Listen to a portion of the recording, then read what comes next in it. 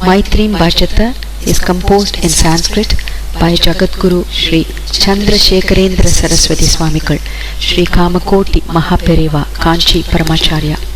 The song was rendered at the United Nations on 23rd of October 1966 on the occasion of the United Nations Day by Bharat Ratna Srimati M.S. Subbalakshmi, and she received standing ovation from the audience for her performance of the song. English translation of the lyrics can be found in the message section. In a nutshell, it emphasizes love to all, friendship, gratitude to the Almighty and Mother Earth, and prayers for world peace.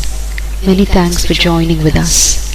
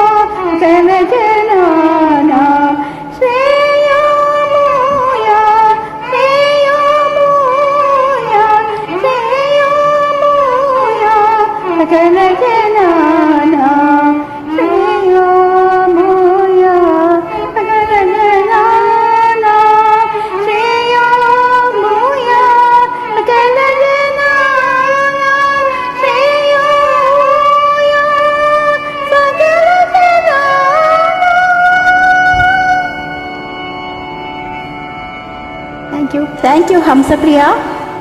Thank you, SPB. IR code EVR.